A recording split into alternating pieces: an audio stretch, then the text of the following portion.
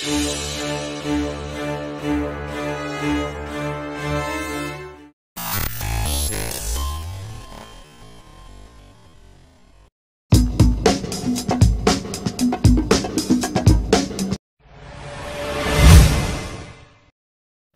every front, land, air and water, human activities have consequences, many of them negative. Earth faces environmental stress, some urgent and all needing attention. No part of the world remains untouched, no natural system untainted. Our forests regulate water flow, retain carbon, distribute nutrients, and produce soil, yet they are disappearing. Cutting, burning and leveling operations reduce forests, mostly tropical, by an area equal to Florida each year. Habitat loss threatens species. Coastal areas experience degradation. By 2060, erosions may claim a quarter of all homes in US within 500 feet of the shorelines. Our oceans are polluted and overexploited. More than 70% of the marine fisheries are depleted. More than half of all coral reefs are threatened. The atmosphere itself has come under assault.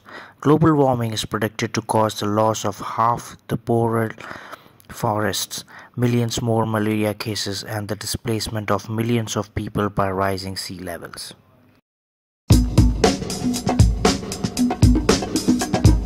Paper or plastic?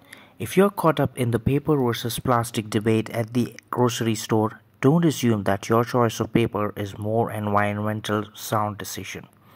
Paper bags use more resources in their production, although they have a greater chance of being recycled and of breaking down when they do make it to the landfill. Plastic bags, which are cheaper to manufacture, create less trash by weight but do not break down.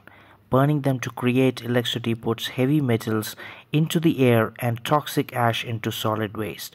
Today, some stores offer only paper, preferring recyclables.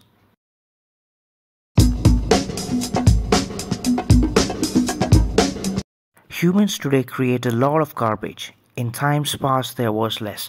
People owned fewer things, used things longer, and much of their waste decomposed. Today trash has staying power, made from materials that will still be intact when we no longer are. In the United States, trash sometimes goes to a landfill where it is dumped in a lint pit, compacted and converted with soil in a sequence of layers. Other garbage is incinerated. More localities are requiring residents to separate recyclable materials. These are reprocessed or sometimes incinerated to produce energy. Some areas of the planet face extreme waste disposal situation. Antarctica, for example, surprisingly, decades of exploitation there have produced more than 70 waste sites that contain solid waste of all kinds as well as chemical and heavy metals that must be contained. Cycle of freezing and thawing, pairing with the logistics and expense of transporting waste or neutralizing contaminated land pose formidable challenge. Charged chemical compounds that trap pollutants have shown some success and may have applications in similar habitats such as northern Russia and Alaska.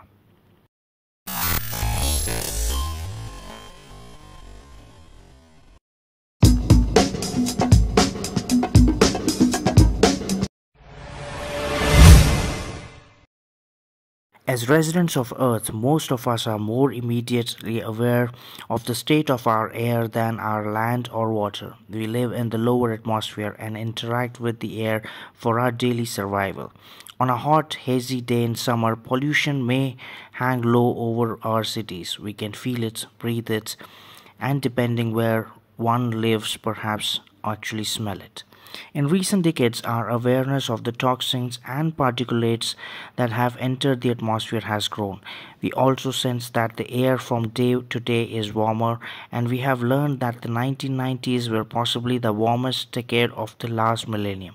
The greenhouse gases in Earth's atmosphere are actually good for the planet. They have been there since the atmosphere first formed, and they keep our planet from becoming an icy mass.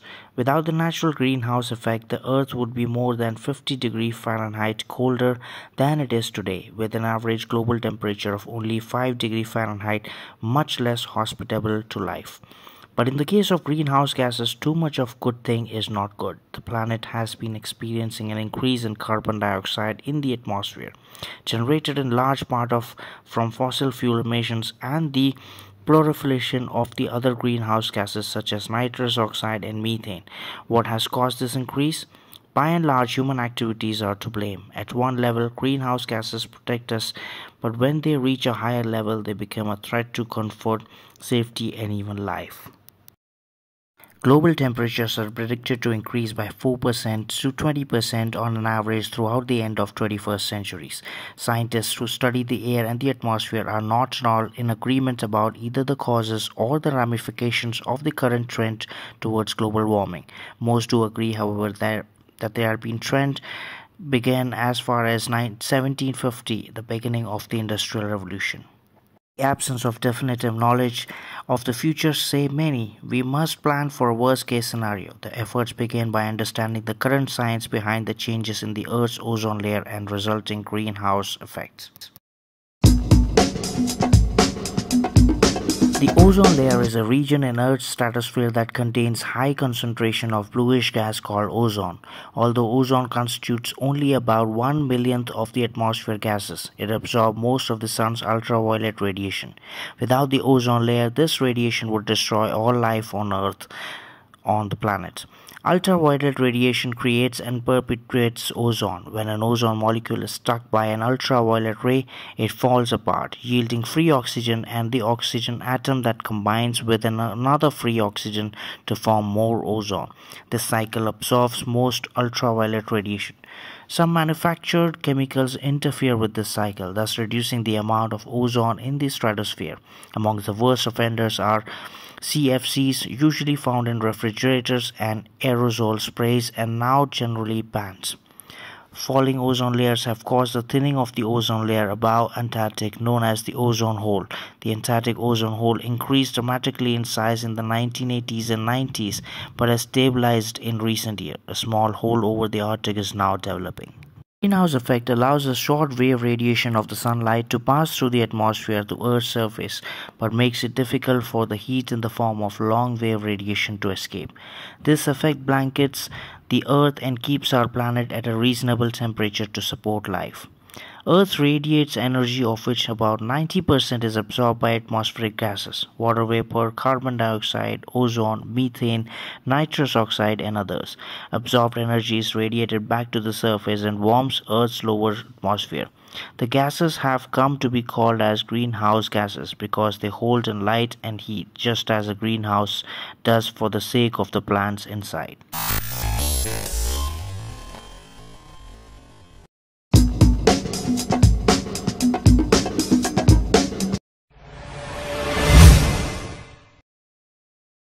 Earth's waters are threatened in contradictory ways. While the supply of fresh water for drinking for human use cannot keep up with demand, the level of water in the oceans continues to rise as a result of global warming.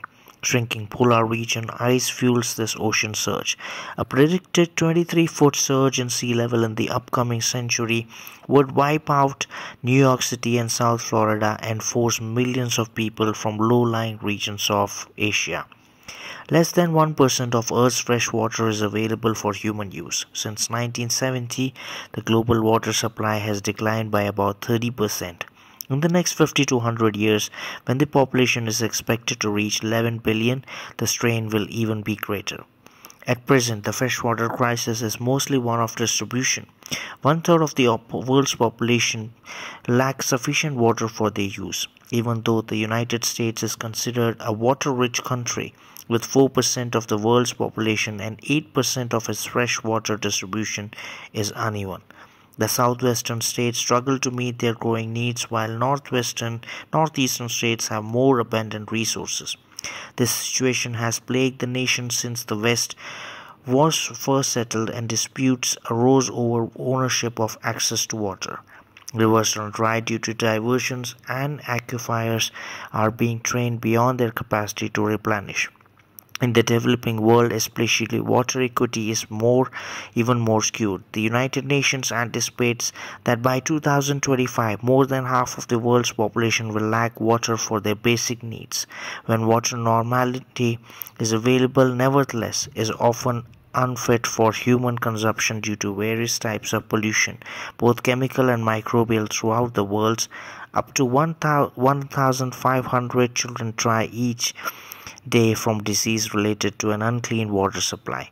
Some hope is found in basic low-tech means that can be carried out by individuals. Catching rainfall and road and roof runoff could improve agricultural production in the sub-Saharan African and Southeast Asian. Desalinizing drinking water, normally an expensive, energy-intensive process, is improving with the use of nanotechnology and models that mimic organic cell osmosis.